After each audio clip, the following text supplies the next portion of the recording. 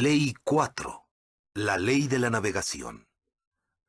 Cualquiera puede gobernar un barco, pero se necesita que un líder planee la ruta.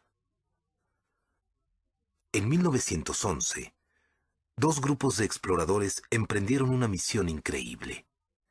Aunque usaron estrategias y rutas diferentes, los líderes de los equipos tenían la misma meta: ser los primeros en la historia en llegar al Polo Sur. La historia de estos grupos son ilustraciones de vida o muerte de la ley de la navegación. Uno de los grupos fue dirigido por el explorador noruego Roald Amundsen. Irónicamente, la intención original de Amundsen no era ir a la Antártica. Su deseo era ser el primer hombre en llegar al Polo Norte. Pero cuando supo que Robert Peary hizo la proeza antes que él, Amundsen cambió su meta y se dirigió hacia el otro extremo del mundo. Norte o sur, él sabía que su plan valdría la pena. Antes de la salida de su equipo, Amundsen había planeado su viaje con mucho esmero. Estudió los métodos de los esquimales y de otros experimentados viajeros del Ártico, y determinó que su mejor plan sería transportar todo su equipo y todas sus provisiones en trineos tirados por perros. Al reunir su equipo, escogió expertos esquiadores y entrenadores de perros. Su estrategia era sencilla. Los perros harían la mayor parte del trabajo, mientras el grupo avanzaba de 15 a 20 millas en un periodo de 6 horas cada día. Esto daría suficiente tiempo tanto a los perros como a los hombres para descansar cada día después de una jornada. La previsión y la atención que Amundsen dio a los detalles fueron increíbles. Ubicó y surtió depósitos de provisiones a lo largo de toda la ruta. De esa manera, su grupo no tendría que llevar cada parte de la provisión durante todo el viaje. También equipó a su grupo con la mejor ropa posible. Amundsen había considerado detenidamente todo aspecto posible del viaje. Lo había estudiado a fondo y había hecho planes conforme a ello, y obtuvo buenos resultados. El peor problema que sucedió en el viaje fue que a uno de los hombres se le infectó un diente y tuvieron que sacárselo. El otro equipo de hombres fue dirigido por Robert Falcon Scott, un oficial de la Marina Británica que previamente había hecho algunas exploraciones en el área antártica. La expedición de Scott fue la antítesis de la de Amundsen. En vez de usar trineos tirados por perros, Scott decidió usar trineos motorizados y caballos.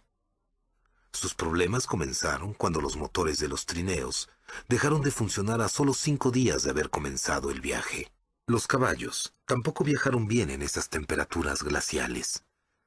Cuando llegaron al pie de las montañas antárticas, fue necesario sacrificar a todos esos pobres animales.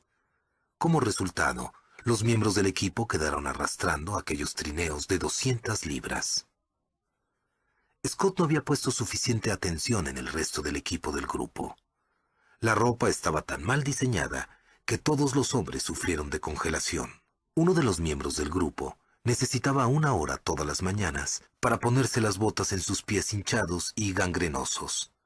Todos fueron cegados por el reflejo de la nieve debido a las gafas inadecuadas que Scott había proporcionado. Lo peor de todo era que el grupo siempre estuvo escaso de comida y agua. Esto también fue consecuencia del mal planeamiento de Scott. Los depósitos de provisiones que Scott estableció no fueron abastecidos adecuadamente. Estaban demasiado lejos uno del otro y muy mal señalados, por lo cual era difícil encontrarlos. Como tenían poco combustible para derretir la nieve, todos se deshidrataron. Las cosas empeoraron aún más porque Scott tomó la decisión de último minuto de llevar consigo a un 5.º hombre, aunque solo tenían provisiones suficientes para 4. Después de abarcar 800 penosas millas en 10 semanas, el exhausto grupo de Scott finalmente llegó al Polo Sur el 17 de enero de 1912. Allí encontraron la bandera noruega que ondeaba al viento y una carta de Amundsen. El otro equipo, bien dirigido, había llegado primero a la meta, con más de un mes de antelación. La expedición de Scott es un clásico ejemplo de un líder que no puede navegar para su gente. El viaje de este grupo al polo fue muy malo, pero esa no es la peor parte de la historia. El largo viaje de regreso fue terrible. Scott y sus hombres se estaban muriendo de hambre y contrajeron la enfermedad del escorbuto. Pero Scott, incapaz de guiar hasta el fin, no era consciente de la situación difícil en la que se encontraban. Estaban contra el tiempo y tenían muy pocos alimentos, y sin embargo, insistió en recolectar 30 libras de muestras geológicas para llevar de regreso. Más peso que aquellos hombres, ya exhaustos, iban a tener que cargar. El progreso del grupo era cada vez más lento. Uno de los hombres sucumbió inconsciente por falta de dormir y murió. Otro, Lawrence Oates, se encontraba muy mal. El antiguo oficial del ejército que había sido traído originalmente para ocuparse de los caballos, se sentía tan entumido por el congelamiento que casi no podía avanzar. Como creía que estaba poniendo en peligro la supervivencia del equipo, a propósito caminó hacia una tormenta para librar al grupo de la responsabilidad de cargar con él. Antes de salir de la carpa y en medio de la tormenta, dijo: «Solo voy a salir un rato. Tal vez me tarde un poco». Scott y los 2 hombres que quedaban solo avanzaron un poco más al norte antes de darse por vencidos. El viaje de regreso ya había tomado 2 meses y aún faltaban 150 millas para llegar al campamento base. En aquel lugar murieron. Hoy sabemos su historia porque pasaron sus últimas horas escribiendo unos diarios. Algunas de las últimas palabras de Scott fueron: «Moriremos como caballeros». Creo que esto demuestra que el brío y el poder para aguantar no se ha ido de nosotros. Scott tenía valor, pero no tenía liderazgo. Como no pudo vivir según la ley de la navegación, esta acabó con él y sus compañeros. Los seguidores necesitan líderes que puedan navegar eficazmente por ellos. Y cuando enfrentan situaciones de vida o muerte, la necesidad es más que obvia. Sin embargo, aun cuando las consecuencias no sean tan serias, la necesidad es igualmente grande. La verdad es que casi cualquier persona puede gobernar el barco, pero se necesita de un líder para trazar la ruta. Esta es la ley de la navegación. Los líderes que navegan, que guían, hacen aún más que controlar el rumbo en el que ellos y su gente viajan. Ven mentalmente todo el viaje antes de salir del muelle. Tienen una visión de su destino. Saben lo que costará llegar allá. Saben a quién necesitarán en el equipo para triunfar. Y reconocen los obstáculos mucho antes de que aparezcan en el horizonte. Antes de llevar a su gente a una jornada, el líder atraviesa por un proceso a fin de que el viaje tenga la mejor oportunidad de ser exitoso. Los navegantes se benefician de la experiencia pasada. Cada éxito y cada fracaso pasado pueden ser una fuente de información y sabiduría, si se permite que lo sean. Los buenos éxitos le enseñan sobre sí mismo y lo que es capaz de hacer con sus dones y talentos particulares. Sin embargo, sus fracasos generalmente le enseñan grandes lecciones. Los fracasos señalan qué tipo de malas suposiciones ha hecho, fallas en tu carácter, errores de juicio y métodos de trabajo muy pobres. Irónicamente, muchas personas odian tanto sus fracasos que los encubren rápidamente en lugar de analizarlos y aprender de ellos. ¿Por qué le menciono algo que parece tan sencillo? Lo hago porque la mayoría de los líderes naturales son activistas.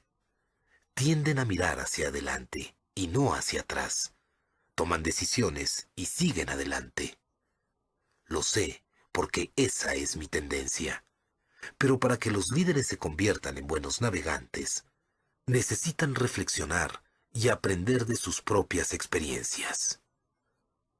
Los navegantes examinan las condiciones antes de contraer compromisos. Extraer de la experiencia significa mirar internamente. Examinar las condiciones significa mirar externamente. Un buen líder no planea un curso de acción sin poner mucha atención a las condiciones actuales. Sería como navegar contra la marea o seguir el curso hacia un huracán. Los buenos navegantes analizan todo antes de realizar un compromiso con ellos o con los demás. No solo examinan los factores medibles como las finanzas, los recursos y el talento, sino también los recursos intangibles como el tiempo, la moral, el impulso, la cultura y otros. Los navegantes escuchan lo que otros dicen. No importa cuán buen líder es, usted no tendrá todas las respuestas. Por eso, los navegantes de primera clase reúnen información de diversas fuentes. Por ejemplo, antes de que Ronald Amundsen hiciera la expedición hacia el Polo Sur, aprendió de un grupo de indígenas en Canadá acerca de la ropa que se debía usar y técnicas de supervivencia árticas. Esas nuevas habilidades marcaron la diferencia entre el fracaso y el éxito de su equipo en la Antártica. Los navegantes se aseguran que sus conclusiones representen tanto la fe como los hechos. El poder navegar, dirigir a los demás, exige al líder una actitud positiva. Usted debe tener fe de que puede llevar a su gente a lo largo de toda la jornada. Si no puede hacer el viaje confinado en su mente, no podrá concretarlo en la vida real. Por otra parte, usted también debe ser capaz de ver los hechos de manera realista. No puede minimizar los obstáculos, racionalizar los retos y todavía liderar efectivamente. Si no empieza con los ojos bien abiertos, se encontrará con una sorpresa. Cuando usted se prepara bien, infunde confianza y esperanza en su gente. La falta de preparación produce el efecto opuesto. No es el tamaño del proyecto lo que determina su aceptación, apoyo y éxito, sino el tamaño del líder. Es por eso que digo que cualquiera puede gobernar un barco, pero se necesita que un líder planee la ruta. Los líderes que son buenos navegantes pueden llevar a su gente casi a cualquier parte.